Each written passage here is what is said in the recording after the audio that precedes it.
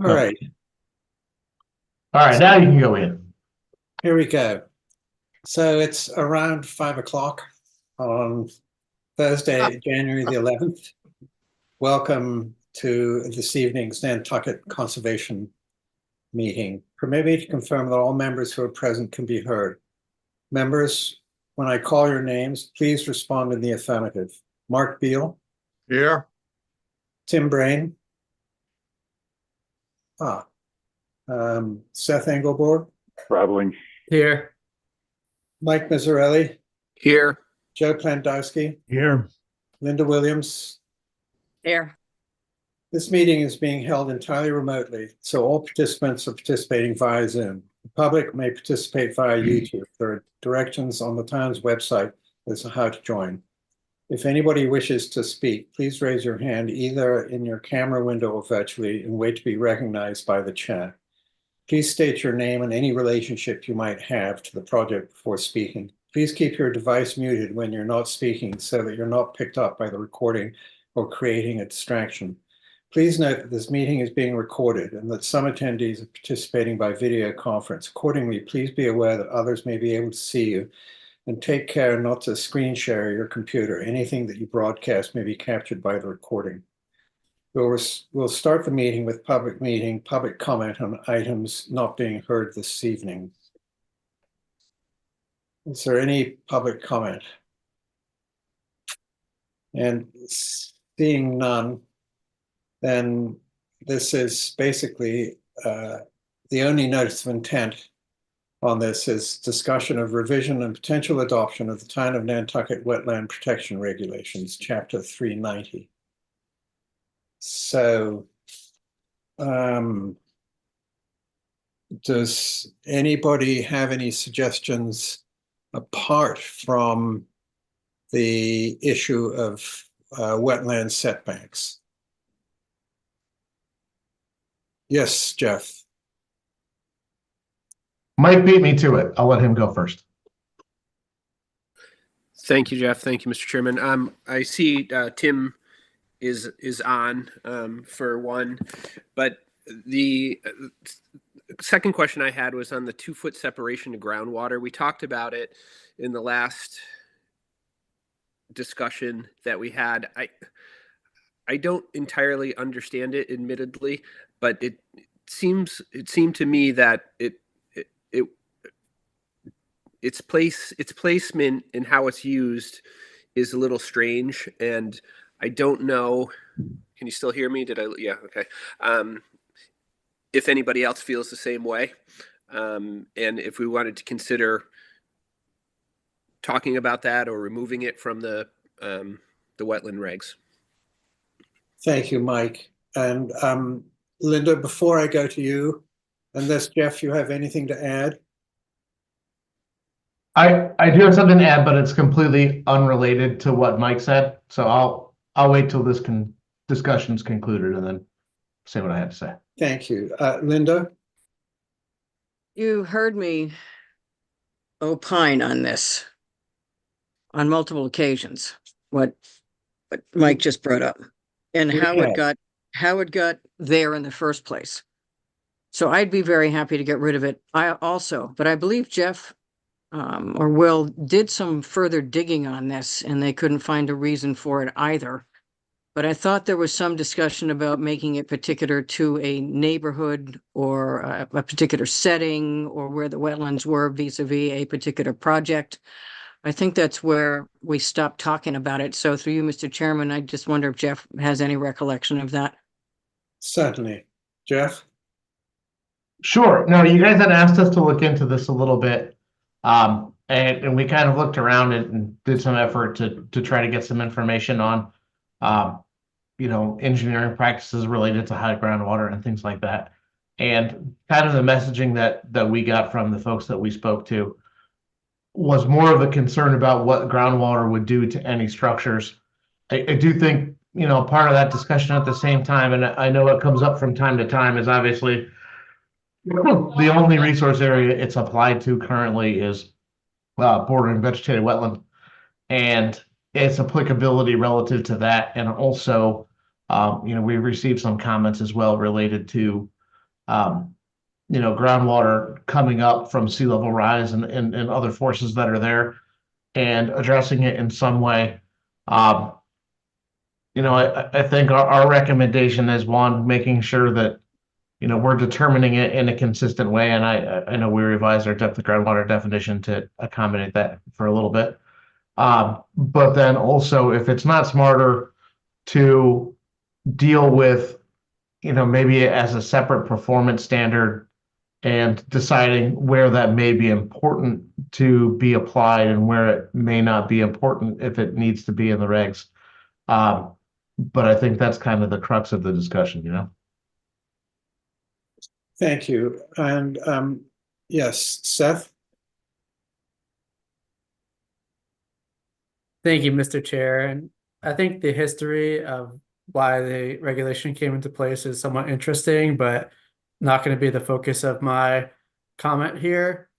The focus is that actually, for whatever reason, good or bad, Nantucket had excellent foresight with this regulation, because I've spoke on this many times, but one of the significant impacts of climate change and sea level rise is going to be an upward mobility of freshwater as it gets, the groundwater is going to move closer to the surface as pressure is pushed up on the groundwater table. So this regulation is actually a excellent way to make sure that there are no future impacts of development based on those processes. If we're building or putting supports or building close to a seasonal high groundwater, it's only going to get higher as time moves on. This is scientific fact. And I think it's within our interest of coastal resiliency and resource protection to keep this in place because of that. Whether it was arbitrary in the past or not, I don't really care to opine on, but moving forward in the future, this is going to be an incredible regulation. Thank you. Thank you, Seth. Linda, do you have any observation to make that you haven't made before on this subject?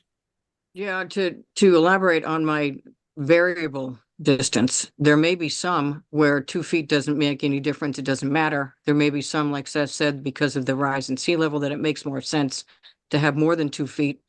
I think it's something that we need to consider as opposed to 2 feet across the board, especially how it was generated. And it had nothing to do with being foresight. It had to do with retaliation.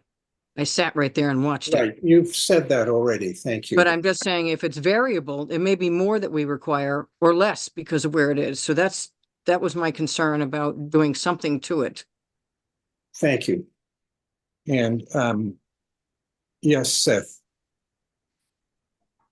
Yeah, just quickly, and I, from a theoretical perspective, agree entirely, because that's how science works. In some areas, the pressure is going to be higher and some is going to be less. But regulations that are variable are very hard to understand or enforce. That's why we don't have variable buffer zones. That's why we don't have, variable a lot of things. So although I agree with you from a hypothetical standpoint, I think we should just leave it as it is for now, and then maybe think of ways that we could change as we start to see more impacts. Thank you. Thank you, Seth. So I see both Steve Kine and Peter Brace's hands up. And I'm first of all going to ask if commissioners have any further comments outside of the buffer zone controversy. So are there any other comments? Yes, Seth. Yeah, thank you. I never got a chance to make some of these comments since I wasn't at one of the hearings, but I know a lot of concerns for the public were about, what are these potential changes going to do in creating, non-conforming lots or issues with that.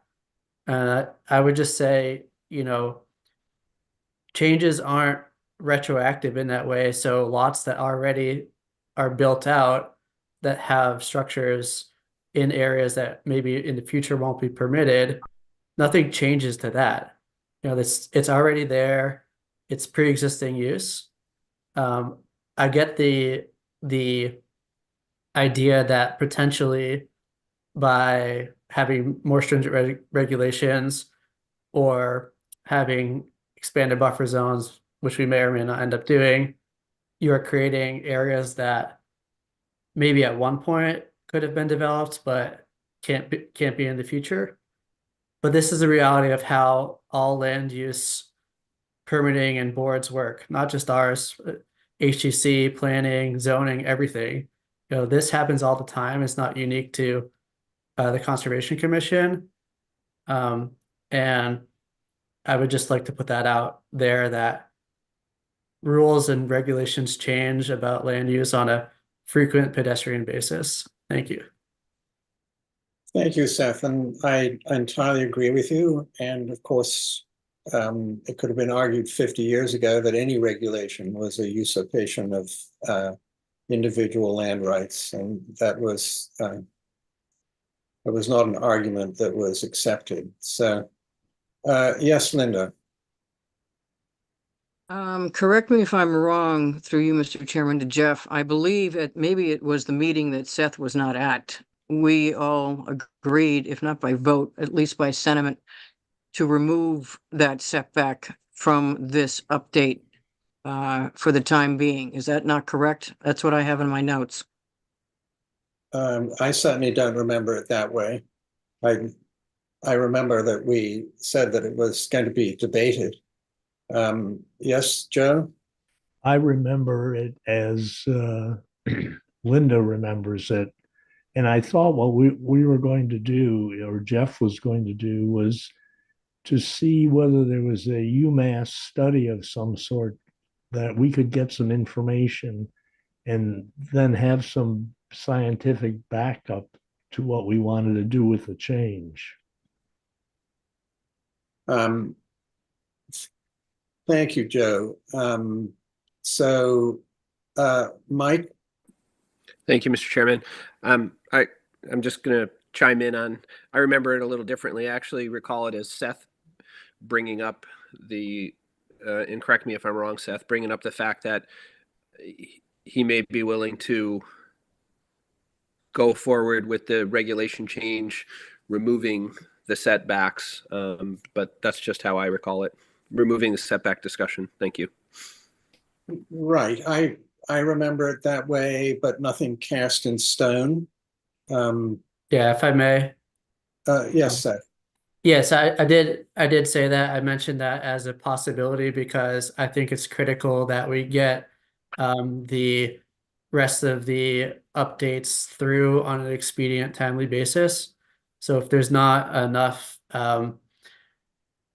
agreement among the commission to do the buffer zone enhanced setback right now, I'm comfortable moving forward with the rest of the updates if we can do them like today or within the next month so that we get these things done that have, had 5 years of waiting on them.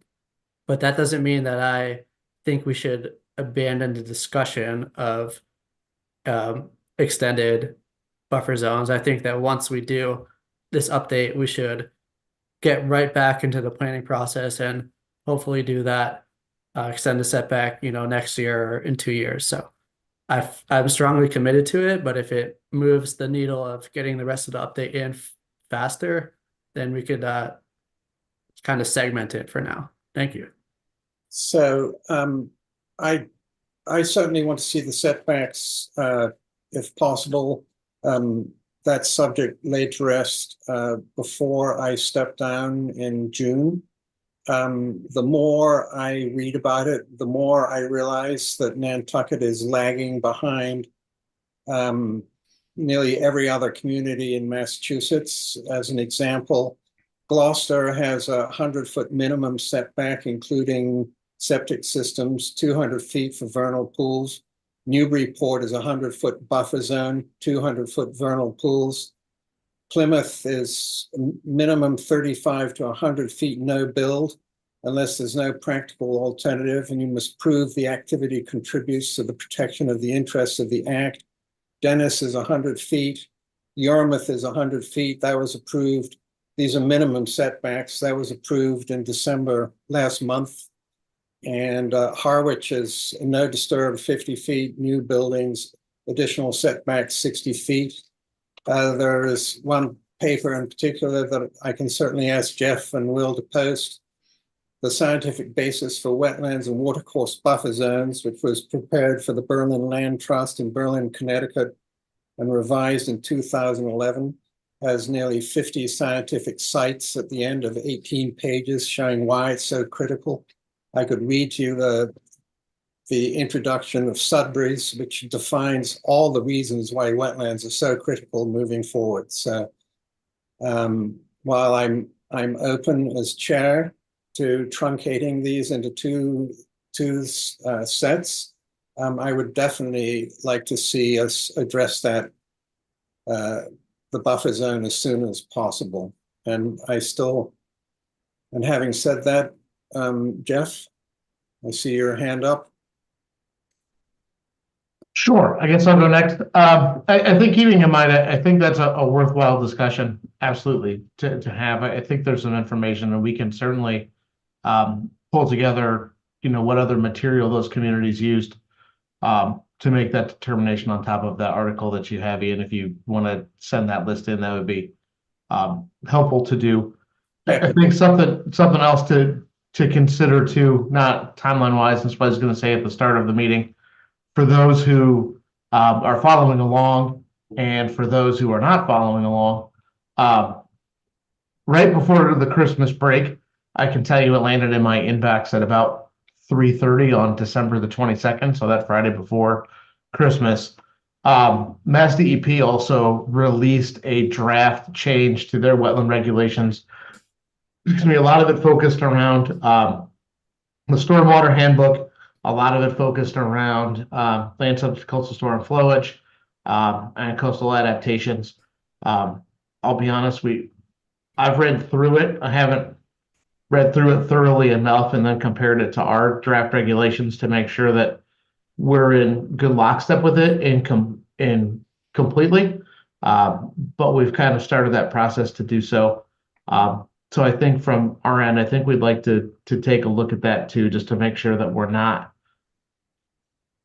diverging from what DEP is proposing. Those regulations aren't final yet, obviously, and are still subject to revision and adoption. But I do think seeing the general direction of Mass DEP is always helpful. I mean, I know that the stormwater policy stuff is really focusing on the use of green infrastructure over, traditional engineering for handling stormwater problems, which I think is where we were headed as well. But I think it's nice to dovetail those together.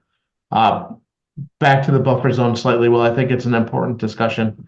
Certainly, I also think that, when you're going to make a change like that and have the backing that's there, I think also taking a look to see what to do and what kind of transitional pieces you're going to need regulation wise to deal with structures that are already in place or along the way, just to know how you're going to deal with those and give people an understanding on how they're going to be able to apply. I'm not always sure, and we can argue this out later, that simply saying, well, we can always do waivers for pre-existing spots is always the best way. If there's a way to deal with it through a performance standard, which makes it clear so you're not having to grant waivers through the permitting process, may be possible, but I think at least that's worth some exploration too. So I'll stop talking for a bit, but just some food for thought for the commission. Thank you, Jeff. I think we all listen carefully to what you have to say. And Seth?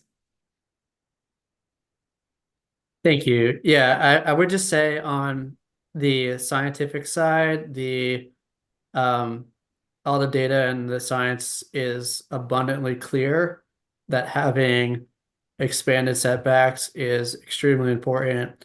for functioning healthy wetlands, particularly for wildlife, which is a protected interest of these wetlands. Ian referenced his paper. I have sent 2 papers into the record that talk distinctly on this. I know that Nantucket Land and Water Council sent in a 600-page letter that had lots of references to science and policy. And that's just scratching the surface. You know, the topic of riparian buffers or wetland buffers is one of, like, I would say, the best studied areas in all of natural science. Decades and decades of work on this. You know, this is like a thing that people learn in introductory ecology, introductory biology classes. So the science is abundantly clear that it's beneficial for our protected interests. The regulatory side of things, as Ian said, there's many other communities in the Commonwealth who have done similar changes. So I don't think there's any issue from a scientific or regulatory standpoint on doing this. And I think it's within our duty, honestly, to do it.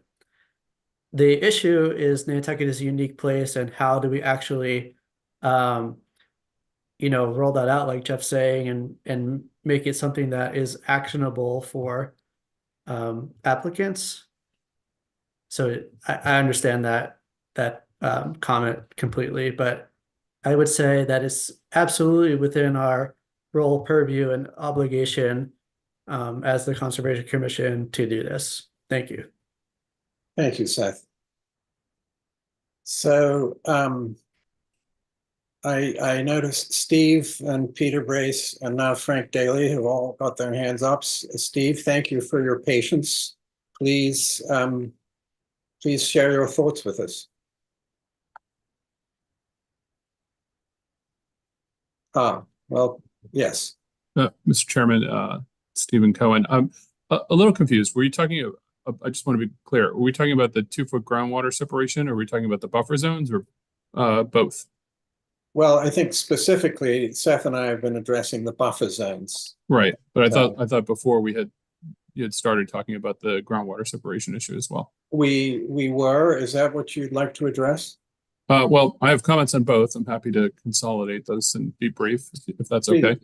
Thank you. Okay, so on the groundwater separation issue, I have the joyful position of agreeing with both Linda and Seth. And what I mean by that is that Linda is entirely correct that historically that rule was adopted with no scientific basis and essentially as a administrative process. However, it could have a scientific basis that would be valuable, and I think that if the board wants to keep it, then it should improve it. And I think that the great amount of frustration that the applicant community has felt is that rule doesn't have any performance standards or basis to it as to how the decision making is being done. Now, the board has tried to work on some of that, but it's not actually in the bylaw. So my request and recommendation is that, you know, not all groundwater is the same, and that if the board is going to use the groundwater separation as a trigger, it should then say, okay, well, these are the issues that we care about. So in these certain situations, we might grant a waiver, and in these other ones, we won't. And just make it more clear when that high groundwater is going to be important and what the board would do about it, and when it doesn't matter. And, you know, I'll leave it at that. And I hope you agree that putting in a performance standard would be useful. On the buffer zone issue, I think everybody is pretty clear that having buffer zones is important to wetland natural resources as well as the wildlife, and doesn't object to having appropriate buffer zones. I think the 2 issues that are greatly concerned, there are 3 issues that I'm concerned with. One of them is that not all buffer zones are the same.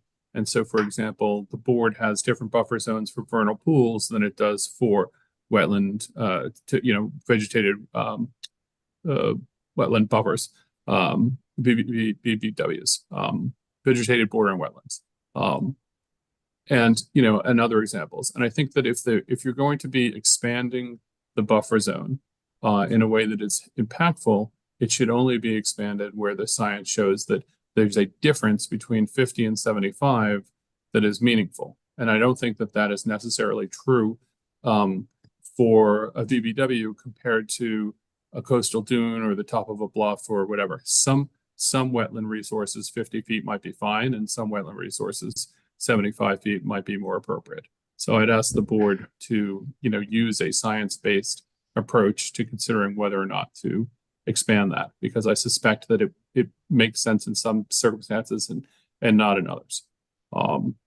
Then more generally, it would create, if you adopted a 75-foot rule, I think it would create chaos and havoc in terms of the amount of properties that would suddenly become unbuildable. And I think that there should be some assessment by the commission as to how impactful that would be, so that you can then compare that to the value that's being added.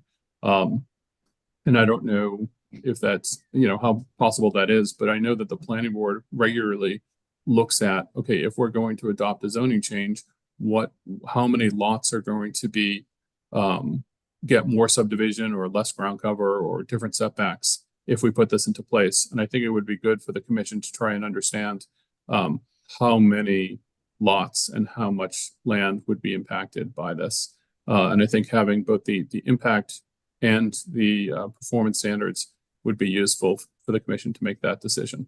I generally do not support it as a sweeping change, but it might be that there are some situations where, it's too late already, and, somewhere in between. So those are my comments on those two issues, and I appreciate the commission's attention. Thank you, Steve. And I think your suggestion of staggered buffer zones is one that we should consider. As Seth has said, the science is overwhelming. That the further you stay away in general, the better. But I take your point about what we're facing here. But I don't think it's the role of the Conservation Commission to calculate. This is speaking for myself as a member of this commission. I don't think it's the role of the Conservation Commission to calculate how many lots might be impacted, as our focus is strictly environmental. So if the real estate industry decides that, or whoever decides that they want to try and calculate that, that's their business. But yes, Joan. I totally support your position, and Thank have when this first came up, because that belongs to somebody else, not us. Right. Well, that's certainly the way I feel, and thank you for supporting my point. Steve, do you have an additional comment, or is your hand just still up? And I guess, okay, so that brings us on to Peter Brace. On those two issues, that's it. Thank you. Okay, thank you, Steve. Peter Brace, good evening. And you're muted still? Good evening, Mr. Chairman and members of the Conservation Commission. Peter Brace, Chairman of the Coastal Resilience Advisory Committee. We wish to make a following statement with regards to the Conservation Commission's proposed amendments to the Nantucket Wetlands Bylaw, which is a high priority recommendation within the town's Coastal Resilience Plan. Just jumping out of that for a minute, we were told that you wouldn't be talking about nor taking testimony on the buffer zones at this hearing, and that was going to be dealt with later. So we didn't prepare comments for that. So if you just bear with me, and as I trip over my words, I'm going to read my statement. Okay. And I'll be referring to the Coastal Resilience Advisory Committee as CRAC.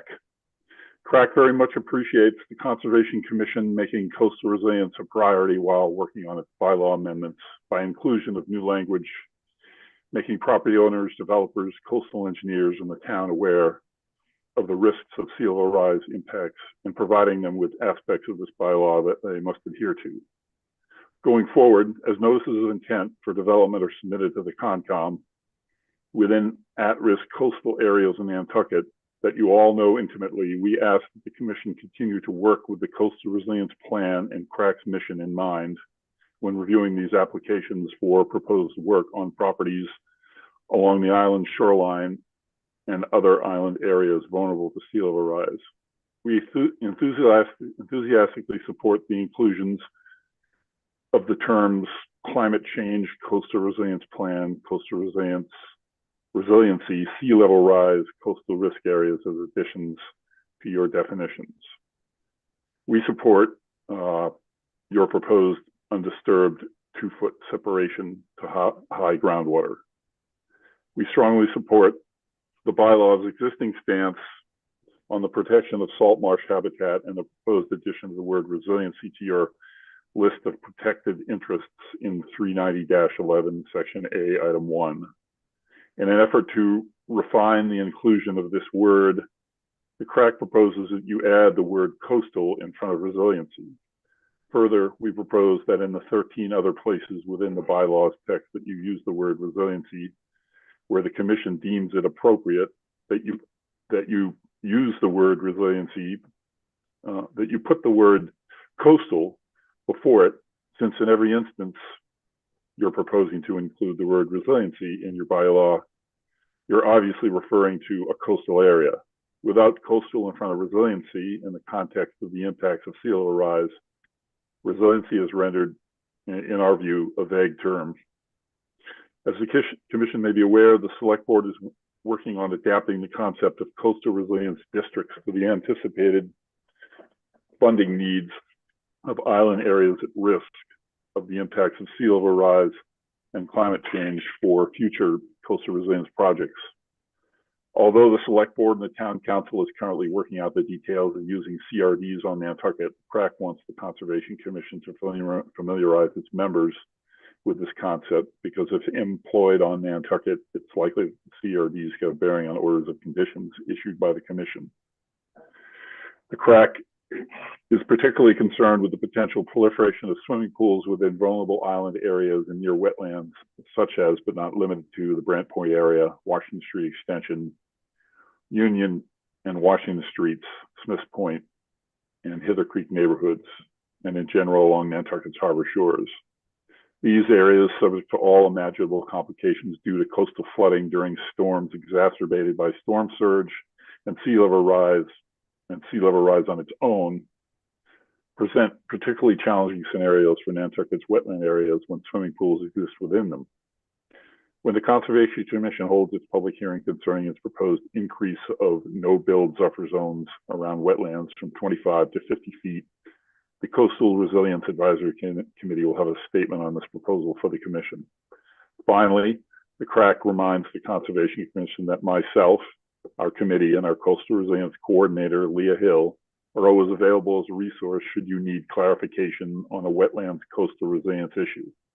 Additionally, we extend our help out to developers, coastal engineers, and property owners considering any kind of development within low-lying coastal areas around the island vulnerable to the impacts of sea level rise. Thank you for your time in considering our letter of support for your bylaw revision efforts.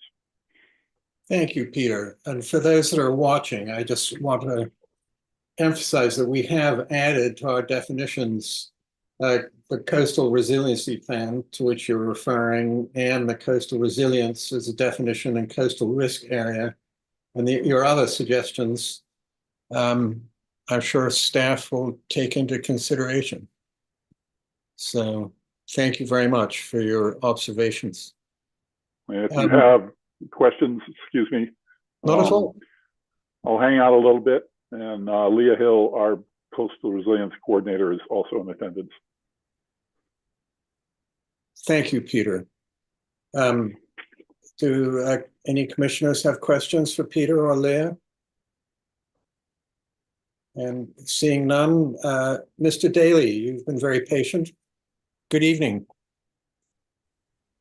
Yeah, hi, good evening. Sorry, I'm not as well prepared. This came as a little bit of a surprise that this meeting was occurring, and I know you don't owe it to me or to my organization to bring us in, but I do have to start off by saying I'm a little bit surprised at the start of this meeting that there hasn't been an opportunity between the Conservation Commission and the Builders Association, of which I'm the president, and I'm here speaking on behalf of, to work together, because that's how we concluded a meeting a few months ago. And I've reached out a couple times and didn't hear anything, and I didn't really know what was going on. And again, not your obligation, and I understand that.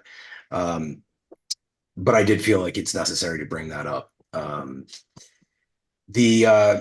Jeff Carlson stated a little bit earlier that the Mass DEP has a whole set of new regulations. This was just brought to the public's attention in the past couple of weeks. They have a series of public forums, both from an educational standpoint, and they're following that up with a public interface in order to get some feedback. I think that's absolutely necessary. Our organization is going to be joining those public hearings. They start January 18th. The first one that's available is at 1 p.m. And I think it would be appropriate that this Conservation Commission would do something similar, both with the Nantucket public and also maybe to try to interface with the DEP from a functional standpoint. To have so many new regulations coming in all at the same time, and they're not being dovetailed together, I think it's going to be extraordinarily hard for these regulations to be enforceable. I know that Jeff and his team are already overworked, and it's very hard for them to try to keep up on everything. And without the ability of having time and the integration of all the stakeholders, not just from the industry side, but from the state as well, and everyone working collectively, it's going to get very difficult. And I fear that we might end up in another situation like we are currently talking about with a 2-foot water separation, where nobody really knows where it comes from. Maybe it's a good thing, maybe it's a bad thing. But it's kind of having the tail wag the dog here. Again, the Builders Association expresses our interest in working with the conservation for better practices. We've identified a number of things that could help sensitive resource areas, and it's not just painting with a broad brush and hoping for the best. It's creating a list of things that we know will make a difference.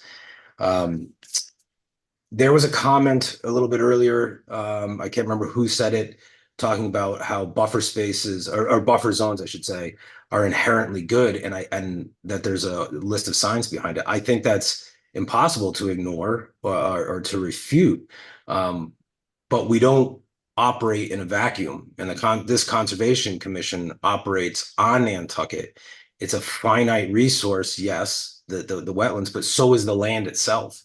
And the Conservation Commission is looking out for the best interests of these sensitive wetlands and these sensitive resource areas, but it has to integrate with the people who live here. You can't just keep pushing and pushing and pushing.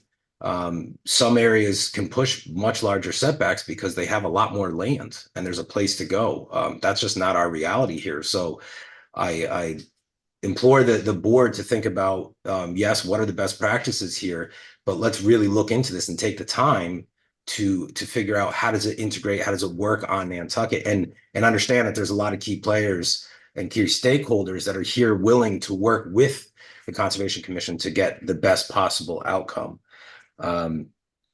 There was another comment that said something about how these regulations will not be enforced retroactively, and said that that's how regulations are always presented. And I think anybody from my side of the table can say that that's not our experience.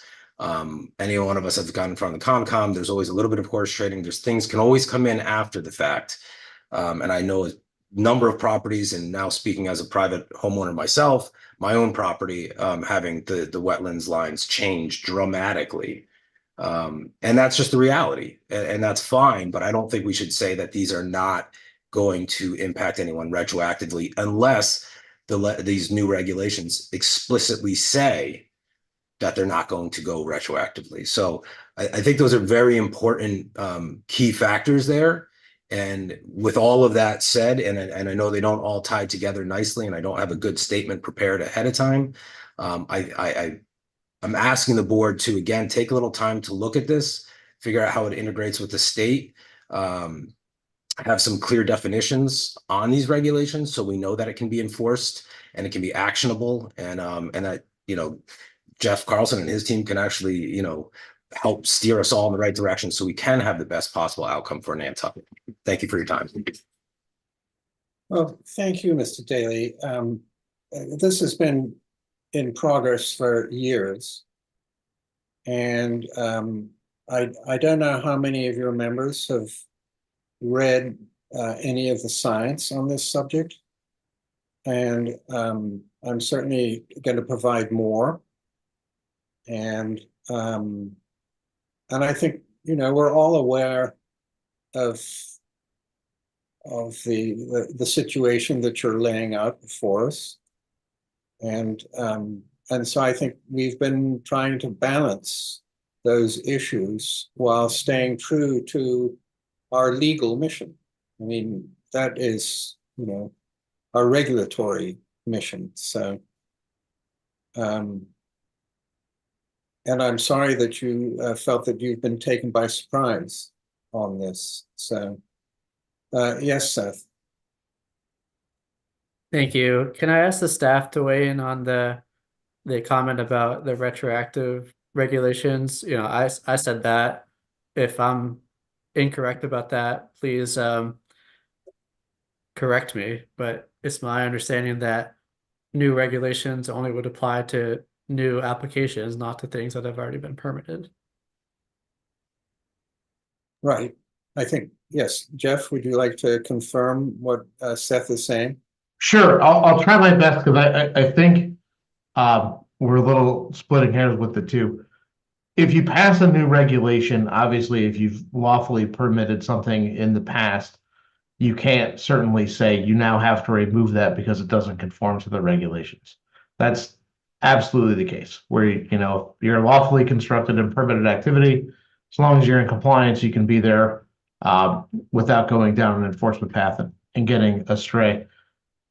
I think, again, it's a little bit what I referenced where, you know, you might be creating a couple different situations when you change buffer zones and do things where you're moving something into, you know, into future non-compliance. And I think this is what kind of is meant by retroactive, and having done permitting in the past, I'll try to explain this. And if I get really far afield, Frank, from what you tried to say, please correct me.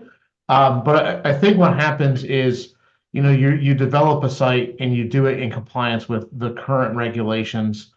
And when you do so, there's an expectation that there may be the ability to kind of stay within, you know, that activity footprint relative to that. I think there's always a thought when rules change and you're now in a situation where you don't conform, that's where, you know, at least in my experience and having dealt with property owners before, there's a feel of that retroactive application where I built my house or I built or installed my use or what I was doing in a certain area, the rules changed around it, and now it's not regulated the same. And I think that's where, you know, being prepared for that discussion, and I think the classic example would be, you know, I built my house in between the 100 and the 50. 10 years later, from when I constructed it lawfully, I would like to make a modification to my house, and now I don't conform to the current regulations. How do I deal with that? What's available as a mechanism to gain that ability to, you know, alter my use or alter my footprint, you know, whether it's, you know, changing, you know, buffer zone or increasing buffer zones elsewhere or doing things. I think being prepared for dealing with those is going to have to be part of the discussion, just to give people the fair chance to understand how they're going to deal with their existing uses. Hopefully I kind of bridge the gap there in a very wordy way, but that is my experience when, you know, talking with people or people that come in to ask about permits. Those are the questions that I get: is my house doesn't conform anymore or my use doesn't conform anymore. How do I adjust it or make adjustments because I have to put a new septic system in or do these and have new components? That's where I think that difficulty or confusion comes in. Thank you, Jeff. I mean, we certainly, Mr. Chairman, yes, Steve.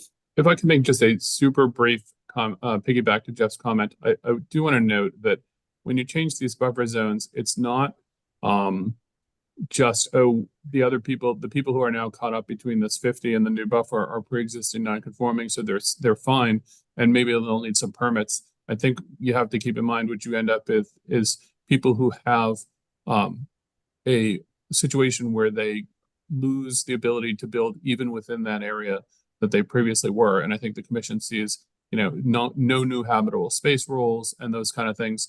So even existing houses get locked in time forever in a way that is really burdensome. It's not just that the line moved and now you have to worry about, building further away. It's that house that you had that could have had another bedroom in the basement or whatever, suddenly is locked in time in ways that I think the commission should consider the impact compared to the benefit for various types of wetland resources that it's going to protect. Thank you. Thank you. And as you well know, I mean, with our current wetland regulations, certain property owners come up against exactly that issue. And we have sometimes fairly lively discussions around it. And so, yes, Seth. Thank you. I don't want to diverge from the current topic if other people have things to say about that, but if not, I would like to respond to something that Mr. Cohen said before. Please do. All right. So on the topic of having different buffer zones for different resource areas, I think we absolutely should look into that. And the reality is, no matter what we do, our regulations are always going to be science informed, not science based per se. If they were science based, from vernal pools, we'd have like 1,000-foot buffer zones. That's what, some of the frogs and salamanders that we have on Nantucket actually need to have 100% successful annual cycle. But everyone knows we can't have 1,000-foot buffer zones. That's every single square inch of Nantucket would be within a buffer zone if we did that. So I do think that there are differences, and I do think that in areas like bordering vegetated wetland or salt marsh, it probably should be a greater linear extent than in coastal beach or coastal dune. But honestly, in my opinion, in some of those places, it probably should be significantly more than 75 feet. So I think we do need to look at that, and then we do need to see, okay, how can we make the science actionable? Because if we just did the optimal thing for every resource area, it's going to be way beyond the realm of possibility. So I hear what you're saying, and I think it needs more consideration. But I think, in some areas, we're going to have to probably accept a buffer zone that is not as far as it should be to protect the species, just because that is the reality of Nantucket. So thank you. Thank you, Seth. Steve, do you have anything to add? Or Frank, Mr. Daly, do you have anything to add at this juncture? Not on those two issues. Thank you. Okay, thank you. So, yes, Mark. I guess one thing I was concerned about is if we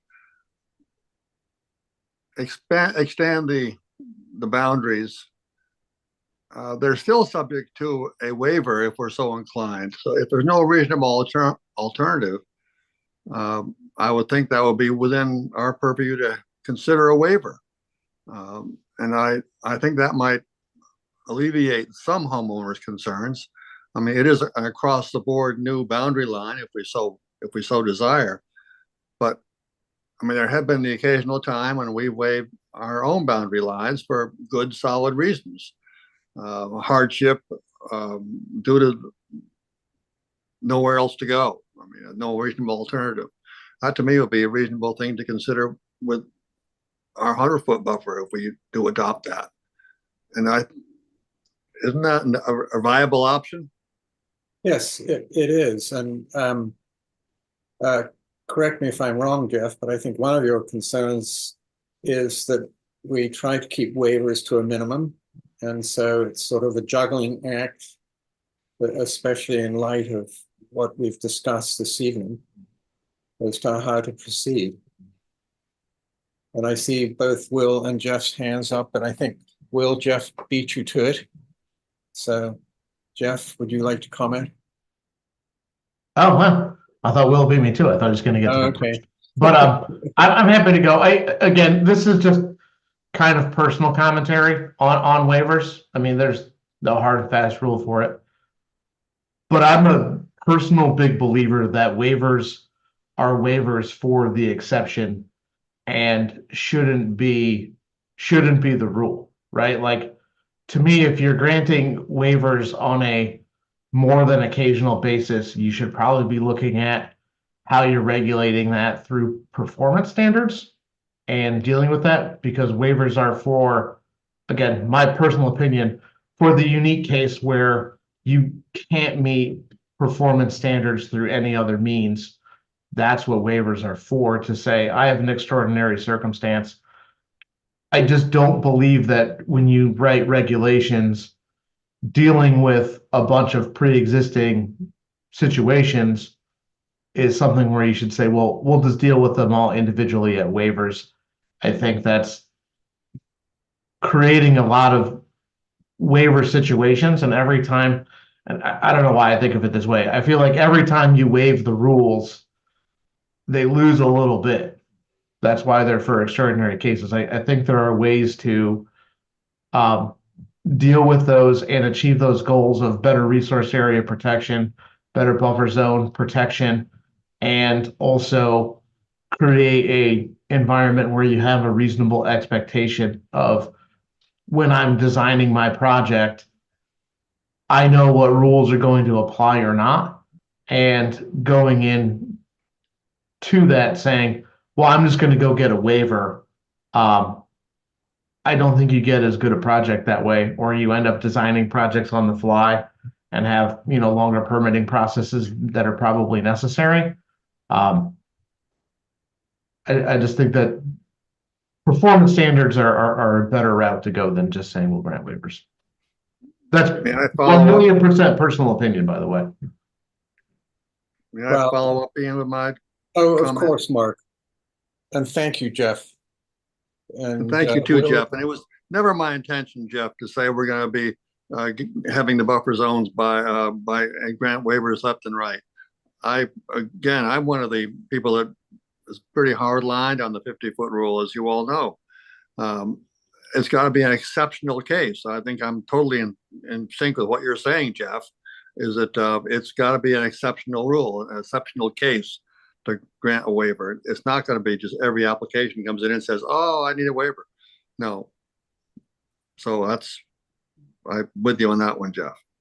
Thank you. Thank you, Mark. So, Will, do you have anything to add to Jeff's comment?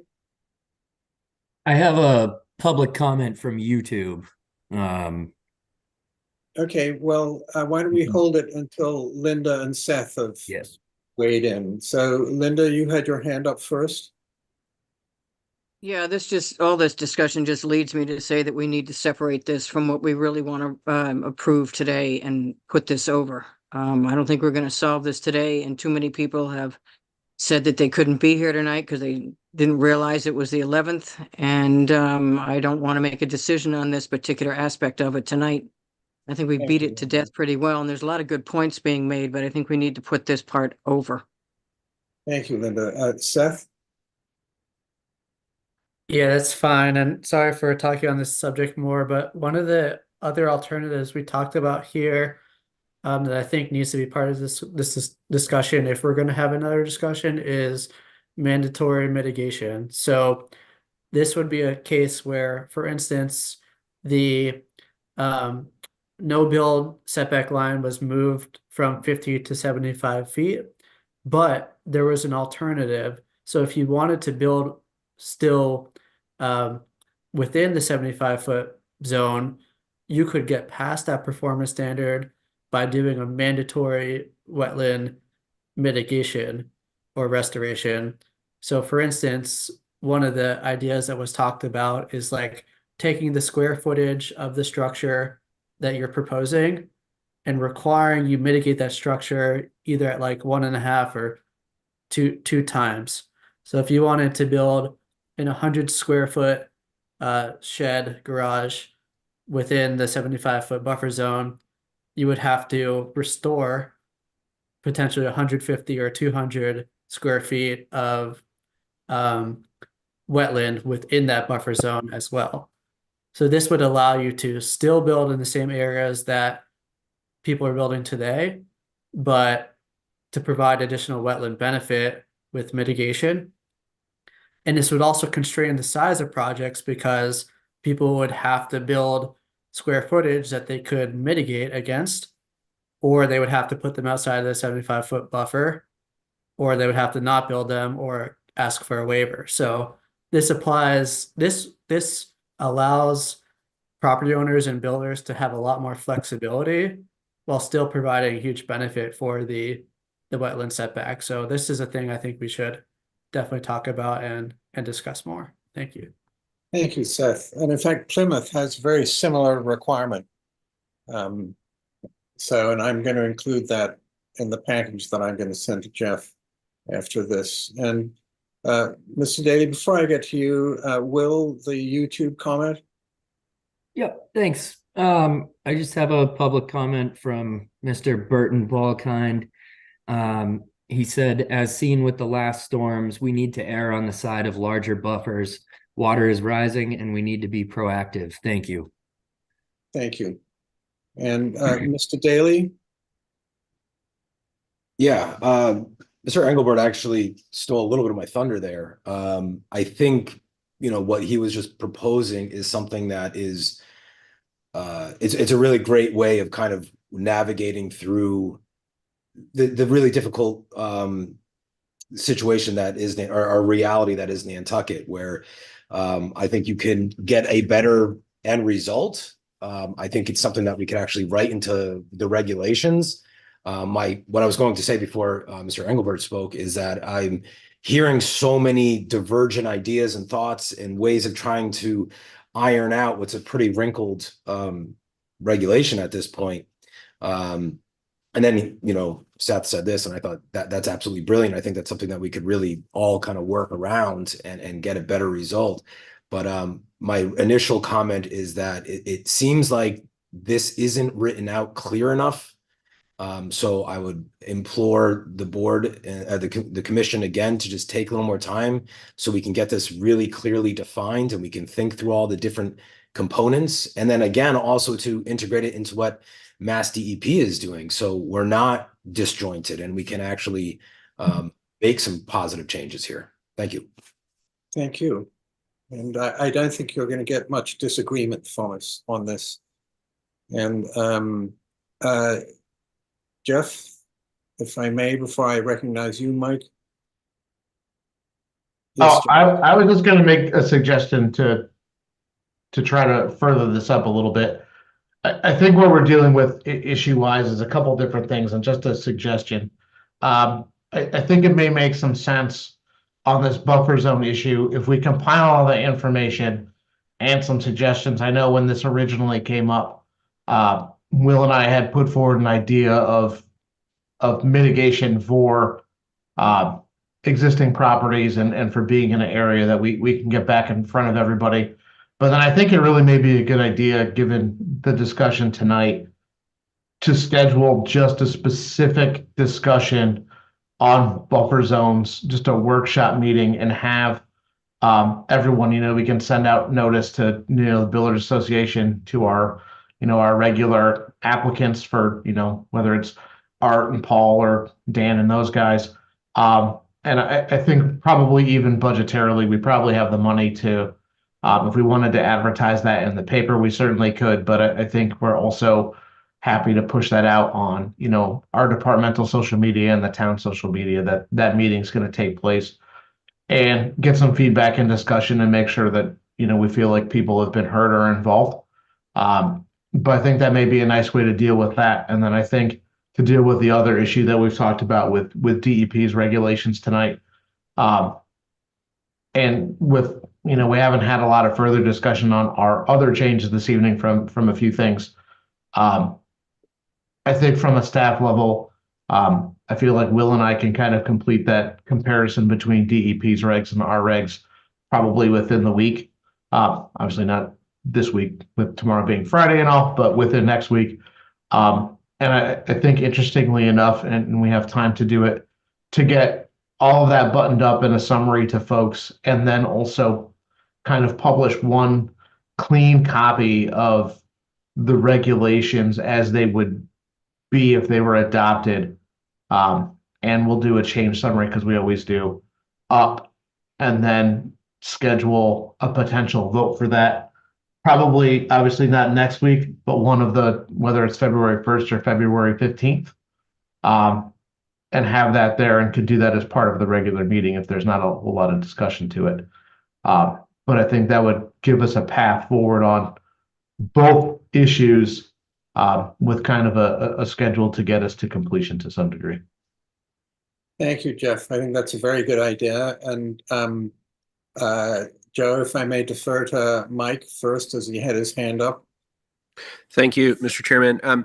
If I'm not mistaken, DEP is focusing pretty heavily on velocity zones and coastal banks. And Right. you know, going forward, I'm certainly open to the discussion on setbacks in those areas to really look hard at those. You know, based on some of the other comments here tonight, I would like to see a little more out of what DEP is putting forward, and I won't take up any more time. Thank you. Thanks, Mike. And let me see. Yes, Steve? Sure. Just to agree with Seth again, I thought that his idea of having not only appropriate impact mitigation, but having net benefit resource improvement is a really strong idea, both because it should improve the wetland situation and would, you know, sort of naturally restrict what was happening. And I wanted to just add to that the board might want to consider, or the commission might want to consider a sort of a dual system, which is something like the planning board uses, where, you know, if you don't have the ability to do that mitigation on your own lands because there's not a problem that needs to be fixed, you can do a greater amount of mitigation somewhere else. You know, so it's 2 times on your land, but it's 5 times if you do it somewhere else. And so, like, the planning board has a bike path fund and some other things that when there's not a need for localized improvements, people make contributions to the bike path fund and those kind of things. And I think that, you know, like eelgrass restoration projects and those kind of things could easily be benefited from you know, mitigation that would be highly beneficial. Just something that Jeff and Will can think about. Thank you. Thank you, Steve. That's again another constructive suggestion. And yes, Seth. Yeah, just very quickly, and you know, theoretically, I agree with Mr. Cohen's statement about the on-site versus off-site mitigation, and you know, the level being higher off-site if you had to do that. I will certainly not be making an official legal opinion here, but it is my understanding that the Wetland Protection Act requires all activities to be mitigated on site. Staff might know more about that. I think that's come up in the past, or we could ask our town council on that. So I hear you, but that might not be a option within the Conservation Commission. So if we could ask staff or council to look into that, that'd be great. Thank you. Didn't we have something like this for Bartlett Farm, Jeff, a few years ago on the bike path? Or is my memory? No, they had space for mitigation there. I think I know the answer to this, but I'm not 100% sure. So I will double check and get back to you. I do know we have seen, even through state agencies, obviously DEP and like Mass Natural Heritage have the ability for folks to contribute into some sort of mitigation fund. So that seemingly would be a possibility. I will confirm that. I might go out on a limb and say, though, if we were to institute that, that may require a bylaw change to enable that through the regulations. But I will get that concept vetted by people that know far better than I do. Thank you, Jeff. Deanne Atherson, good evening. Yes, thank you, Mr. Chair. Good evening. Can you hear me? Yes. Good. I have two questions, please. One is, what is the process for updating the wetland regulations? Is it just adoption by the commission, or do the regulations have to be approved by town meeting? Jeff, that they have to go through the Attorney General and then adopted. All right, I'll run through this once really quickly for everybody. So the Nantucket Conservation Commission is governed by the State Wetlands Protection Act, and we don't have the ability to change or alter that. But within there, we are granted the ability to adopt a local wetlands bylaw, and that wetlands bylaw was adopted through town meeting. And any alteration to that bylaw requires approval at town meeting. So if you wanted to add a component or select a component from there, you might have to alter that at town meeting. But one of the statements within the bylaw is also something that says to put these bylaw into effect, you're allowed to draft, and I'll use the fancy word, promulgate regulations to interpret its effectiveness. That's what we're doing here, and those regulations are in sole effect by adoption by the Conservation Commission, and then to obviously amend or change those, that requires a public hearing that has a notice requirement for regulations. And then there's also a regulation, not a regulation, a notice requirement for advertisement of those changes with an effective date that you have to meet. I usually tell everyone if we were to adopt this today, there would really be no way to get it in effect before February 11th. It takes usually at least a month because you have a 21-day advertisement requirement. And then you're just kind of looking at round dates, but that's our procedure for how we adopt those. So if you are really putting in broad concepts that are completely new, you would probably go through the bylaw and require a town meeting vote. But to talk about how you're effectively managing that bylaw, it's the regulation process through town meeting. Not through town meeting, through the commission. Sorry about that. Thanks, Jeff, for fleshing that out. Deanne, do you have another question? Thank you, Jeff. Yes, I do, Anne. Having observed Conservation Commission meetings now for 10 years, the whole topic of updating the wetland regulations has been discussed periodically by various commissions. And I'd like to know, when were the regulations last updated? Was it 2013, Jeff? Correct. God almighty, excuse me. So just one comment, Mr. Chair. So that's 11 years ago. I just would hope, as one member of the public, that you will not delay any further, that you need to act on what you can agree should be modified, and then deal with other things, but do so in a speedy manner. Look what's happened to the South Shore just this week in terms of, erosion and inundation. We need action from the Conservation Commission. You are the ones we look to protect our wetland resources. Yes, of course, there's pushback from the development community. We can understand that, and we can work together to develop regulations that do strike a balance, Mr. Chair, as you say. But I think just listening to these conversations, that there is consensus on a number of regulations that can be updated. So I just urge you to act quickly and not put this off any longer. Thank you. Thank you, Deanne. And so, all right, what's the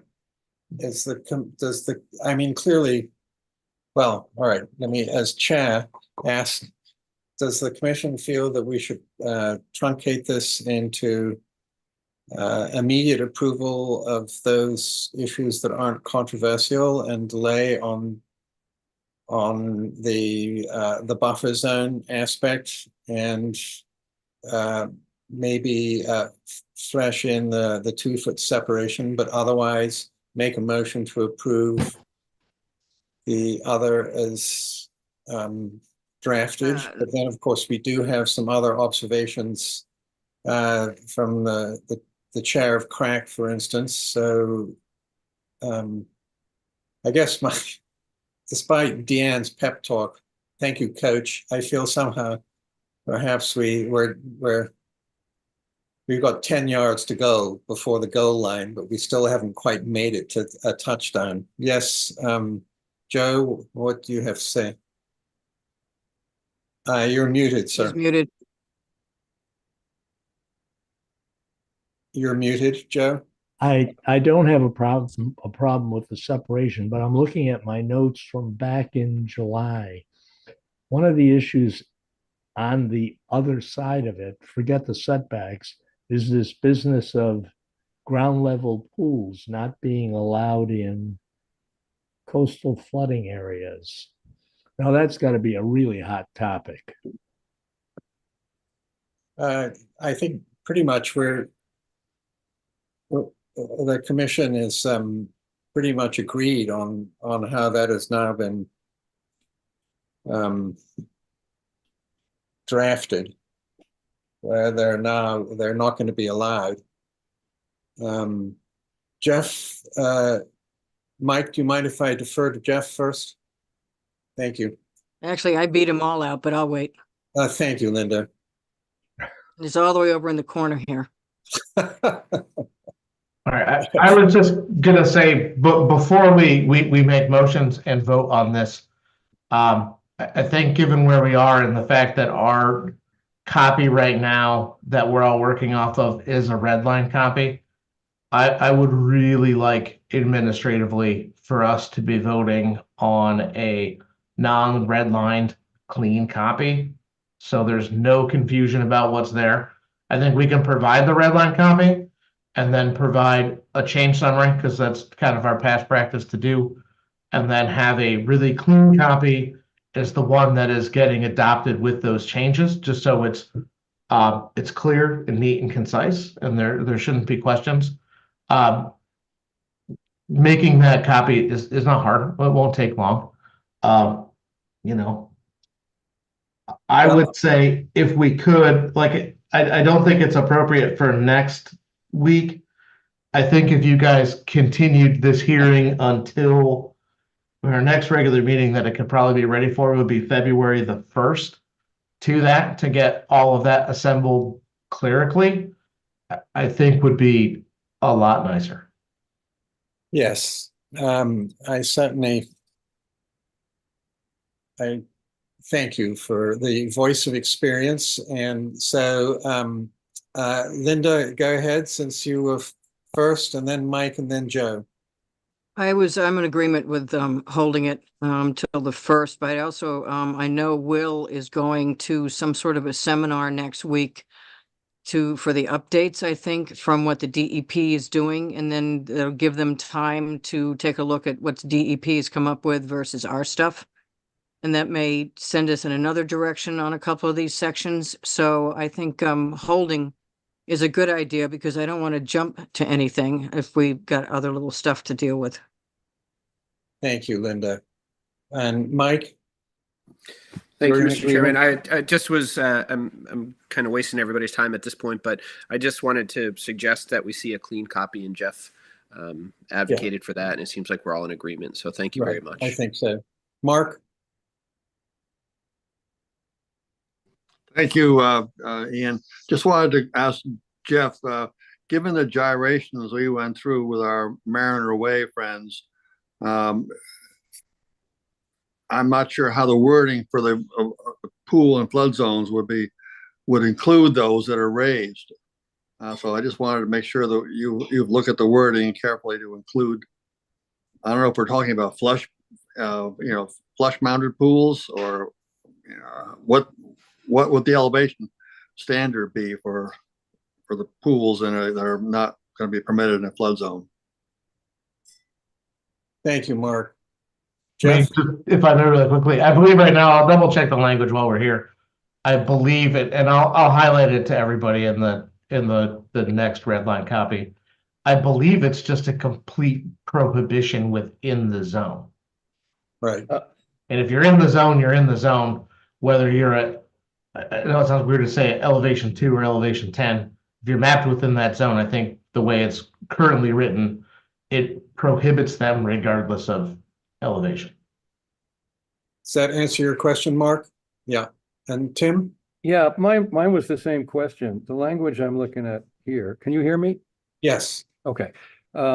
Is all swimming pools are required to be designed to have no ability to interact with floodwaters.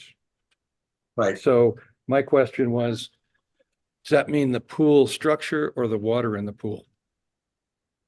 I assume it means the water in the pool rather than the structure, because we were talking about elevated pools that would in fact interact.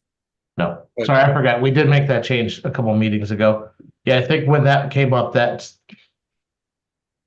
where the waters would meet. That's how I would interpret Sounds that. sensible. Okay. So I'll check, and the Thank you. DEP may have something in their regulations about that too. And we can try to make that congruent. Thank you. okay, so yes, Joe. You're muted, sir. Does that mean that we do not have a meeting next Thursday? Oh, As yes. I we show have- Oh, on no, the you have a calendar? meeting next Thursday, but it's just Okay. a regular meeting. And the reason I asked that is I was going to sign up for the DEP program on January 18th, but it's from 4 to 5:30 No, we have a meeting that day. I know they're offering that same program in March. 2 other times Yes. as well, and they're duplicate programs. So there's one at 1 p.m. that day on the 18th, one at 6 p.m. on the 18th, and then one, I know it's the one I'm attending on that following Tuesday, the 23rd at 1. So there's 3 choices to sign up for the public information sessions. Great. I think Mr. Chairman, Will had his hand up about that issue. Yes, Linda. I- Will. Hey, I just wanted to mention I did just send out an email probably 10 minutes ago to everybody with all those links and the times and dates for those info sessions. Great. There is one on next Thursday at 1 p.m. So I'm either going to be going to that one or the one next Tuesday. But Great, thank you. So on that note, shall we continue on February the 1st? Is that the date you mentioned? Yes, Yes, I think Seth. we'll have everything ready in advance of that. Okay. Yes, Seth.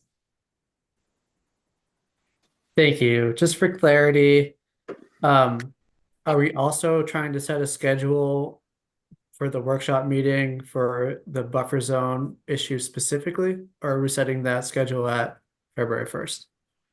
I think if we set that at February 1st, sorry just to hop in, Mr. Chair, that's good, because I know we also have the special meetings related to SBPF schedule wise too.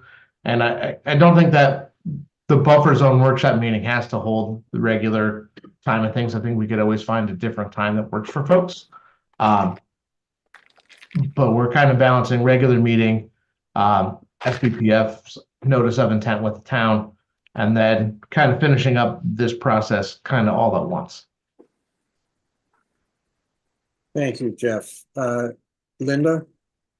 I'd be, through you, Mr. Chair, to Jeff, I'd be worried that we would hold up the rest of the approval on this one issue. And I was sort of looking for this one issue to be after we adopted the rest of it, and then we just sort of work on that other issue. So I don't want to get lost in the weeds on the first, trying to get the rest of it approved and stuck on this. Oh, no, to clarify, the first would be to deal with everything except for the buffer zone issue that we talked about, but to kind of set a schedule maybe to revisit that once the other stuff is done. Right. I think, Jeff, you're hoping that you're going to have what you call a clean copy by February the 1st? Oh yeah, Not a problem. Yeah, okay, good. So, great. So that is continued until February the 1st. And that brings us on to the only other issue on the agenda, which is a discussion of a request for independent legal counsel pertaining to SBPF's NOI. So I feel that the sooner we have legal counsel, independent legal counsel, the better. In our regulations, chapter 136, wetlands, 136.3, permit required procedure, 136.3C, it says the commission is authorized to require an applicant to pay the costs and expenses of any expert consultant deemed by the commission necessary to enable the commission to evaluate the application. And I feel that at this point, clearly, we've already asked, 2 months ago for town council's opinion on the two houses that we had an issue with SBPF, or a stalemate, so to speak. And we clearly, it would seem to me that it's self-evident that with the town being a co-applicant with SBPF, that we need independent counsel to address a number of issues, from starting with the MOU, which does state from the 23rd of March 2022 that the board and SBPF will work together to bring the existing project into compliance with the compensatory sand requirement of the orders of conditions. And then once that was done, then they would have go forward with the NOI. And there is a whole host of other issues. And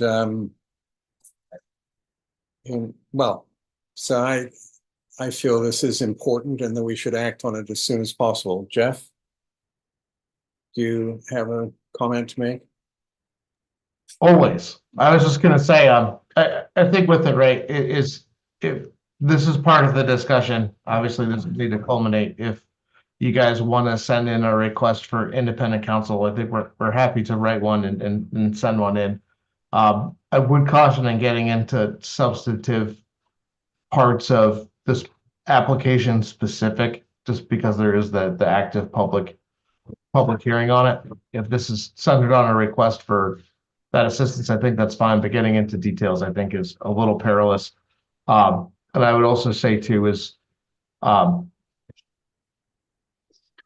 thank you, is getting into whether or not decisions from other boards are applicable or enforceable, maybe something that's better raised with them, but we can talk about that during the regular discussion on the 25th.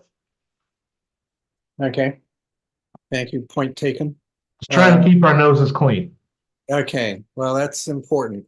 And Mark, I believe Linda pipped you to the post on that one, Linda? I think that section, because I've dealt with this on other boards, but I think that section is hiring somebody like Peggy Fantozzi, just to throw out a name, hiring somebody on our side that would review a peer review that's an engineer, somebody who's well-versed in this type of application and this type of thing, as opposed to legal representation. I don't want to preclude the fact that we're going to need our own peer review and our own engineers and whatnot, not necessarily town engineer, but our own engineer to review this whole thing. So I just, I'm worried that if we go after town council, that's going to preclude our ability to get the town to give us an independent engineer review. I would rather have that than anything else. Yes, no, it's absolutely, I'm not talking about precluding other expert opinion. I'm saying that we should be entitled to an expert legal opinion, and that we clearly we have a fundamental conflict of interest with town council. And I would imagine town council would agree.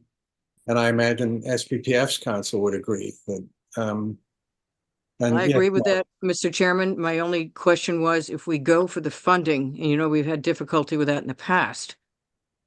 They may say, nope, you got your shot. You're not getting your engineer funding also. I just don't know which is more critical for us at this point in that process. well, Linda, I think it's safe to say that we'll be able to come up with all the funding necessary. You can count on it. And Mark? Yes, thank you, Ian. I was under the impression that we'd already had this discussion and had asked you to write a letter to the board of the select board, excuse me, requesting this. Am I thinking of maybe the two houses on the bluff versus the request for help with the SPPF application? That's the way I am remembering it. Jeff? Well, okay, I think there's no question that we have to get this letter out ASAP because time is already ticking on the NOI. And I'd feel so much more comfortable if we had our own counsel. Thank you. And I completely agree. And Mike? Thank you, Mr. Chairman. Just my comments. I feel like we've kind of fallen on deaf ears a little bit with the. I assume we're talking about asking the select board for independent counsel. To the extent that we ask for anything more, and I don't exactly have the wording for it right now, but we should be asking for, if they're not open to giving us independent counsel, then trying to put a focus on exactly what we're asking for. Same, like we're talking about the two houses on the bluff, to get an opinion, which we have not yet received. But I would advocate for, so we do get something, as being as focused as we possibly can be when we ask for it. Thank you. Well, I take your point, Mike, but I think it's now specifically with the towns and SBPF's NOI before us that, with any other NOI that didn't have the town involved, we could count on having town council to give us an opinion when we needed it. And I'm pretty sure we're going to need legal counsel going forward on this. And I would like to set it up. I think it's in everybody's interest to set it up before we get fully involved in the NOI, rather than delaying the NOI by then having to make requests to set up council. So I would look at it as being a very reasonable preemptive way of trying to make this go as smoothly as possible. I don't disagree with you. I'm sorry to interrupt. I don't disagree with you. I'm just a little skeptical based on the past performance, I guess. That's why I'm saying if we can keep it focused to a question they're willing to answer or entertain, it might be to our advantage. I don't want to delay it any more than anybody else. Thank you, Mike. So Seth and Joe had their hands up for you, RJ. Yes, Seth. All right, this is going to be the point where I definitely talk beyond my scope of experience, but the bylaw section that you're referencing certainly provides us the ability to any consultant that we deem necessary. I know historically that's been used almost entirely for biological or engineering type reviews, but I don't see anything in that language that would not allow us to have a legal consultant as part of that that section. That being said, a legal consultant and a representing attorney are two different things. I know the town of Nantucket in its charter is very specific about legal representation. So I think we could certainly proceed in the way you're discussing to get a legal consultant to provide us legal opinions that might not necessarily officially represent the commission. But I don't think we can use the section you're talking about to get actual official attorney representation. That being said, I certainly think it's worthwhile to get legal consulting to just aid us in the direction of getting the answers that we seek. But it's important to point out what that distinction is there. Thank you. Thank you, Seth. I certainly take your point in terms of the discussion that we had when we did need representation in court.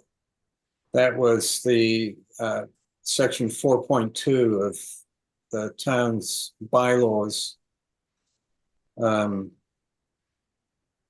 And specifically 4.2 D10, the town manager shall have the authority, subject to resolution of approval or disapproval of the select board, to prosecute, defend, and compromise all litigation to which the town is party. In the event that a board, council, commission, or committee of the town is a party defendant to litigation and the town a party plaintiff, that board may vote to be represented by special counsel funded from the same appropriation as town council would otherwise be.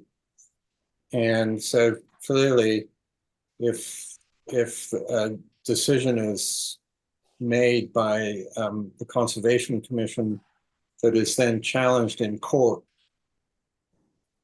as it might well be, then I would hope that we had laid the groundwork, as you say, with the consultant to be able to use this provision if necessary. I just feel in terms of what's taken place beforehand that we should try to be as prepared as possible without being antagonistic, I might add, but just being as prepared as possible.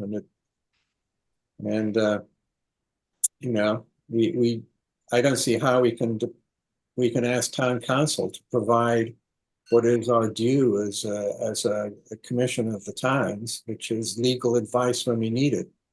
And Jeff, I see your hand up. You can go to RJ. Had his hand up for like 10 minutes now. I'll let him. Okay, RJ, good evening. Thank you for all your input. Thank you. On the other subject. Yeah, thank you. I hope you guys had time to read all 700 almost pages of that. But on the point of independent counsel, this is obviously one of the most litigious projects that has ever come before this commission, and the commission really needs to have an attorney that is completely unbiased and is able to work with them and is actively working on this as things come up, where it will slow this down beyond as slowly as it's already going to go if everything goes well. And turns out that this is not the first time this has come up in the Commonwealth. Other commissions, other boards over the years have requested from their select board or version of it independent counsel. And it's worth noting that those commissions and boards, if they were denied counsel, made the decision to deny reviewing the permit and deny allocating a permit for the said project because they weren't able to properly review it.